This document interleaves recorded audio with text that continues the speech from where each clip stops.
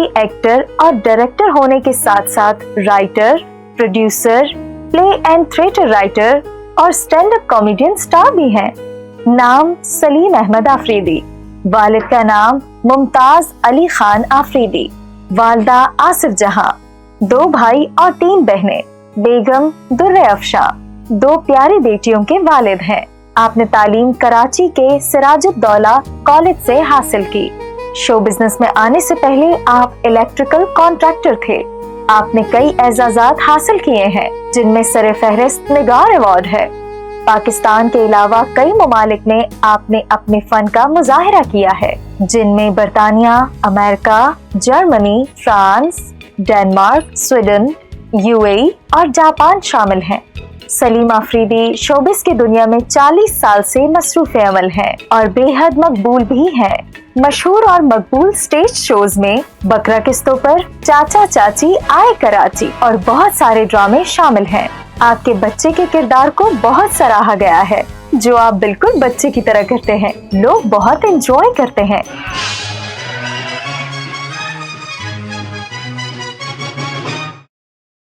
क्या कर रही है? अब्बा बाहर वो कौन है मोटा सा आदमी वाला? चौकीदार है बेटा। क्या हो गया? मैं चौकीदार लूंगा। कर पूरा रास्ता तंग करता है, ये लूंगा वो लूंगा फला लूंगा। मैं यहाँ लाए क्यों? मेरी शादी के लिए लाया हूँ बेटा। मैं बच्चे की शादी करा रहे हो क्या? तुम्हें कहीं से शिकायत आई है मेरी? काय की शिकायत? किसी ने शिकायत की है क्या? शादी क्यों कराने लिया? धोखे से मैं चक्का सा सो रहा था, मुझे उठाया, मैं समझा दिलाने जा रहा हूँ।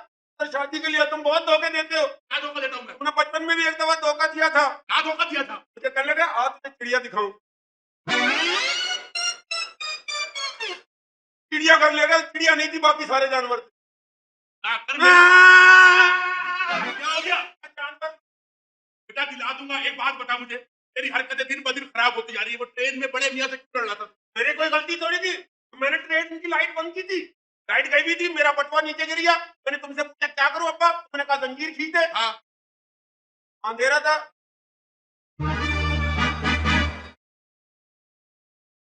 तो क्या करी आया? बड़े मियां की बड़ी भी थी ना, हाँ, क्या खींच दी। इसी वजह से तेरे को आधे रास्ते के बाद मैं बस में लेकर आया हूँ। बस में नहीं, W11 में लाओ। 11 में लेकर लिखा हुआ था W11। तुम क्या किया? मुझे छत पे बिठा दिया, नीचे जाके भीख मांग रहे थे। अपन बाद में तुझे नीचे बुला लिया था ना मैंने। तो बुला तो लिया था, फिर सीट कौन सी थी? कौन सी? मेरे बराबर में खुसरा बैठा होता। मुझे बार बार कोनी मार मार के बोल रहा है अपने घर पर काम कब रखोगे। मैंने कहा नहीं भाई, हमें तुम्हें नहीं नचाना, हमारा पास अच्छा नाच। अब यहाँ पे मेरी इज्जत है, तो बात खराब हो जाएगी। कर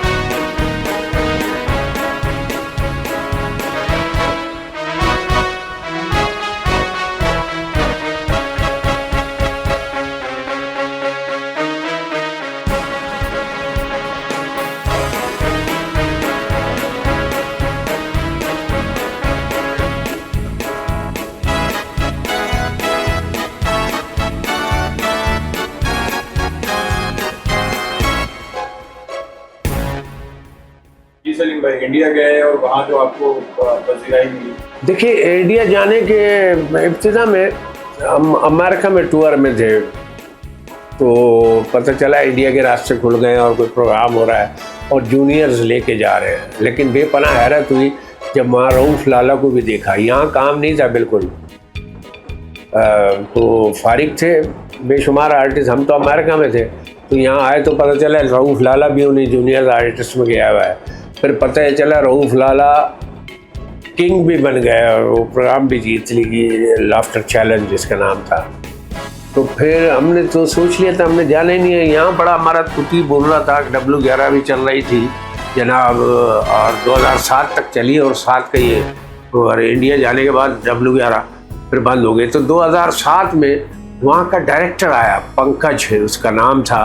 तो जब सब वहाँ आपस में ये सब खुल गए वहाँ कि ये आइटम किसके कर रहे हैं जूनियर्स फनकार। तो पता चला ये तो सलीम आफरीदी का, एक दूसरे की तो सब पोले खोल रहे हैं, तूने सलीम आफरीदी का ये नहीं किया, तूने सलीम। वो सोचने लगे ये सलीम आफरीदी कौन है, उसको लाते हैं। तो फिर वो पंकज मेरे पास आया, या पीछे होटल में मीटिंग की, सारे रश लगे हुए थे कॉमेडियंस के। मैंने कहा मैं तो नहीं आ रहा, ना मैंने जाना है। तो फिर मुझे उसने कहा, मैंने कहा मेरी कैसेट सुन लो अगर कोई ऑडिशन लेना है। तो फिर दूसरे दिन मुझे उसने अलहदा से टाइम दिया अपने रूम में कि सलीम भाई आप अलहदा से मिलो, आप कुछ है। तो फिर मेरे साथ मीटिंग की। मैंने कहा यार मेरे आइटम तो कर चुके हैं लोग वहाँ। हाँ, तो कहना नहीं, जब आप करोगे, आप अपने रंग में करोगे तो कुछ और ही करोगे, आपने चलना है बस। मैंने कहा मैं तो अकेला तो सफ़र करता नहीं है, मैं मैनेजर जाऊँगा, मेरा राइटर भी मेरे साथ होता है। हालांकि वो लड़का था मेरे साथ। तो उसने कहा वो भी होगा आप। मैंने कहा मुस्लिम होटल में ठहरूंगा, और इस तरह की बेपनाह। और मैं तो उसने हर डिमांड पूरी की। फिर मुझे कहने लगा आप एक टूर करो, तो मैं अकेला टिकट भेज रहा हूँ, आप आओ, आप देखो कैसा होता है क्या होता है। मैं गया वहाँ, उसने मुझसे परफॉर्म कराने की कोशिश की। मैंने कहा नहीं मैं फिर आऊँगा। फिर मैं यहाँ अपने एक साथी लड़कियों को लेके वहाँ गया और फिर मैंने वहाँ परफॉर्म किया। इत्तेफाक ये कि वो कमिटमेंट जो थी उन पर पूरे नहीं उतर रहे थे।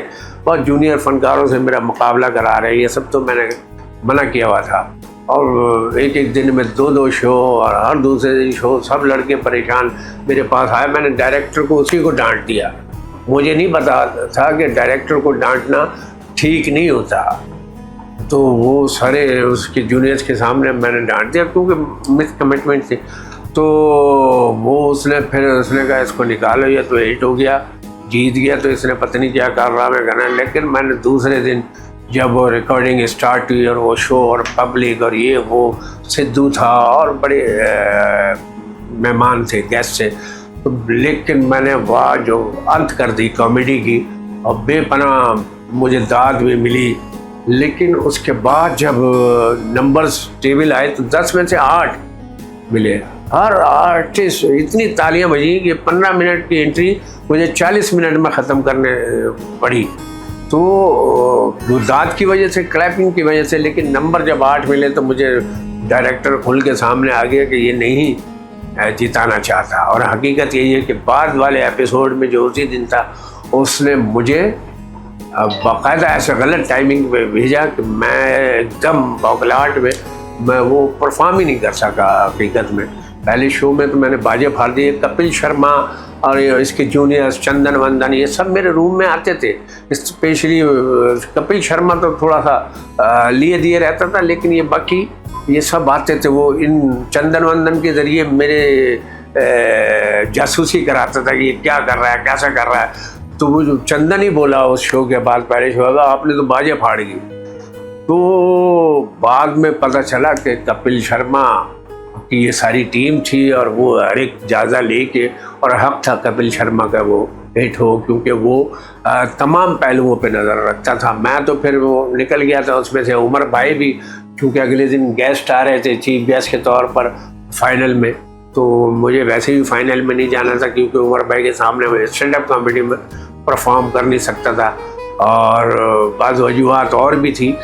तो मैं वैसे ही निकल गया। फिर जनाब मुझे कॉमेडी सर्कस में, और मैं ये बहुत बड़ी हकीकत है कि अचानक बुलाया गया कॉमेडी सर्कस के सीज़न 2 में, और वो मुझे अचानक बुलाया गया और पासपोर्ट दें। और वहाँ मेरा मैनेजर जो था, तो 3 दिन में वीज़ा भी लग के आ गया, और फिर 5वें दिन में वहाँ चला भी गया।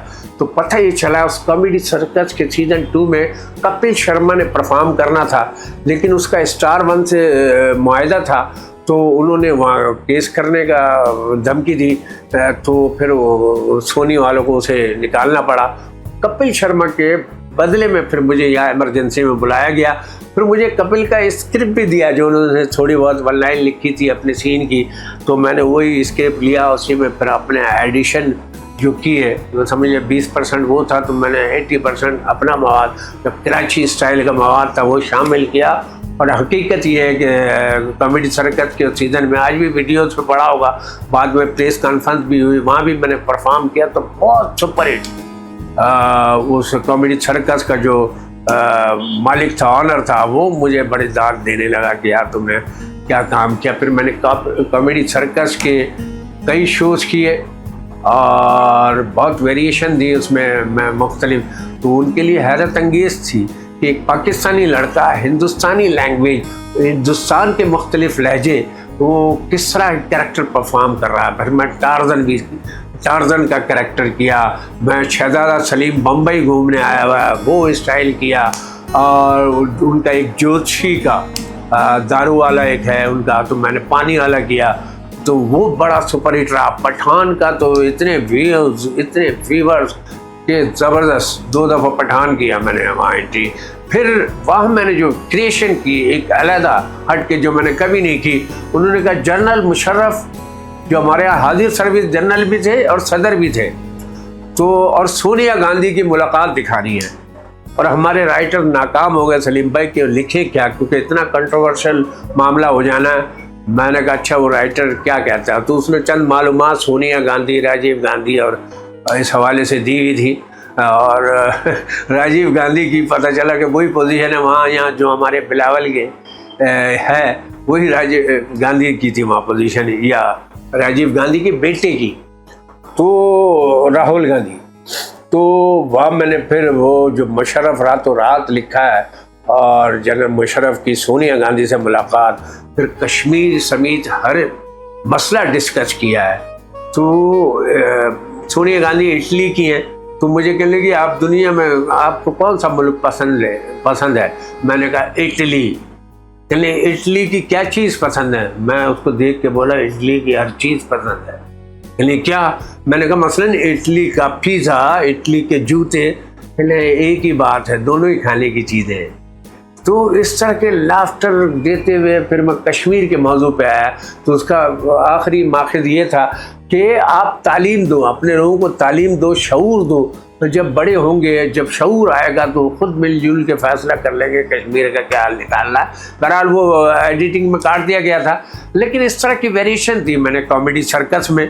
और एक अजीब तरह का वाक़या हो गया, इत्तेफाक से जो राइटर मैं लेके गया था आमिर शाह, कपिल शर्मा जिस शो में थे, तो मुझे नहीं पता भाई कि ये इसको मिर्गी के भी दौरे पड़ते हैं। वो यहाँ से बुखार में मैंने लेके गया था, क्योंकि टिकट हुआ था टाइमिंग, तो मैंने 3 दिन में बुखार उतर जाएगा, लेकिन 10 दिन उसका बुखार ही नहीं उतरा। अब ये कायदा राइटर है, मैं लिख में ही रहा हूँ और ये सिर्फ बुखार में पड़ा हुआ है। और फिर एक 10 दिन बाद वो थोड़ा सा उठाए, दवाई चल रही थी, मुझे नहीं पता उसको बीवी के सदमे, यहाँ कोई बीवी का सदमा था, कुछ बेवफाई का डर था या क्या था, तो उस गम में वो बीमार था।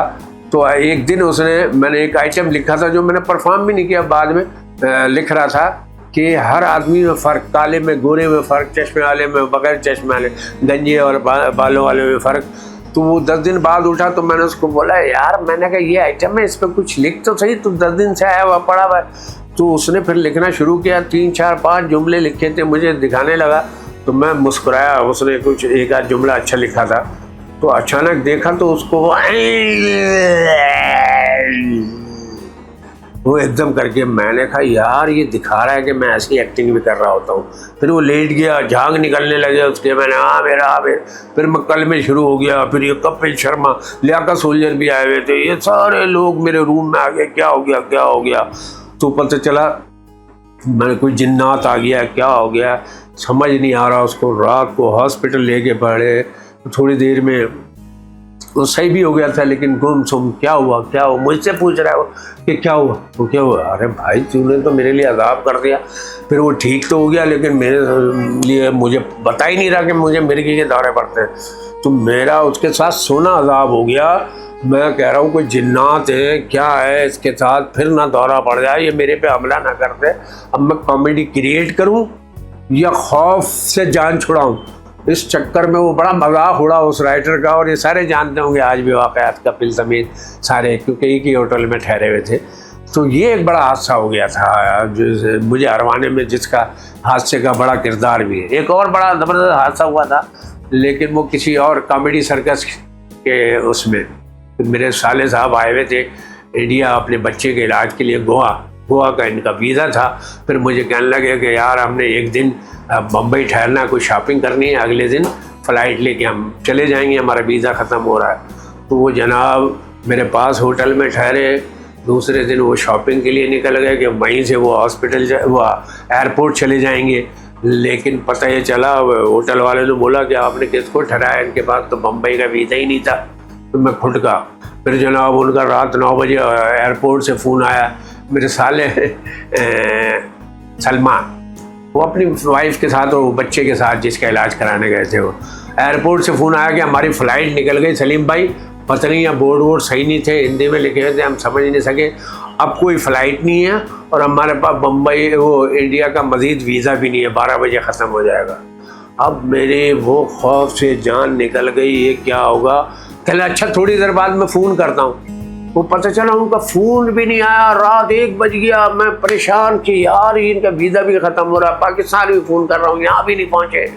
और क्या हुआ, वो फ़ोन भी बंद उनका। और जनाब मैं एयरपोर्ट भागा, 3 बजे रात को एयरपोर्ट, अंदर से पूरी तलाशी ली एयरपोर्ट की, कहीं नहीं मिले। 3 दिन में इधर उधर फ़ोन करता रहा, वो कहीं मिले ही नहीं। 4 दिन बाद उसका फ़ोन आया कि मैं अब एयरपोर्ट में वापस जा रहा हूँ, क्योंकि हमने फ़ोन किया था किसी को, उन्होंने बोला किसी को फ़ोन नहीं करो, वापस गोवा जाओ। वो गोवा रहे, फिर उनकी मामलात क्लियर हुए, तो फिर जनाब वो वापस आया। लेकिन 3 दिन में जो मेरा जनाजा निकल गया था, जो मैंने क्रिएट करना था, जो तो कॉमेडी के लिए तो माहौल बड़ा ज़रूरी है। लेकिन अगर आप में ख्वाफ हो, टेंशन हो, ना आप क्रिएट कर सकते हैं, ना याद कर सकते, आप समझ ले वक्त से पहले आ रहे हैं, तो किसी भी खौफ को निकाल के बहुत गम मिले ज़िंदगी में। एक दौर तो ऐसा था कि मेरी जो फर्स्ट वाइफ थी, शादी के 2 साल बाद ही, यानी मैं शादी के 1 साल बाद अमेरिका गया 98 में। फिर जनाब 2000 में उन्हें कैंसर डायग्नोज हुआ। और फिर मैंने 5 साल इलाज कराया। वो मेरा हिट होने का शुरू का दौर था। मेरी FM W11 audio cassette hit चल रही थी और सारी दुनिया में पसंद की जा रही थी और आमदनी में बढ़ गई थी। लेकिन फिर खर्चे बीवी के कैंसर की सूरत में शुरू हुए। 5 साल मैंने प्राइवेट इलाज कराया, लेकिन फिर बहरहाल वो दुनिया फ़ानी को छोड़ गई। दुनिया फ़ानी है, ज़ाहिर है हर एक के लिए, हमारे लिए भी। लेकिन वो नौजवानी में, जवानी के दिनों में मैंने ये हादसा देखा। उसी दौरान वालदा भी बीमार थी, पहले वालदा का इंतकाल हुआ, 2 साल बाद बेगम भी चली गई। तो इस दौर में भी मैंने कॉमेडी की, इस दौर में भी मैंने कैसेटें की, क्योंकि 2007 में कैसेट ख़त्म हुई है, ये 2003 और 2005 के ये दौर आ रहे हैं। तो उस दौरान भी, लेकिन वो जो कुदरती हादसा होता है, जो होता है क्या, ये अल्लाह की तरफ से, ये बीमारी अल्लाह की तरफ से, उस पर दिल मुतमईन होता है। लेकिन यार दोस्त कोई धोखा दे जाए, कोई किसी के साथ हादसा हो जाए, कोई कुछ कर जाए, उसका खौफ, उसका जो गुस्सा और सदमा होता है वो भारी होता है। लेकिन अल्लाह की तरफ से जो भी हादसा और वाक़यात हुए, उन सब पे मैं साबिर शाकिर रहा हूँ।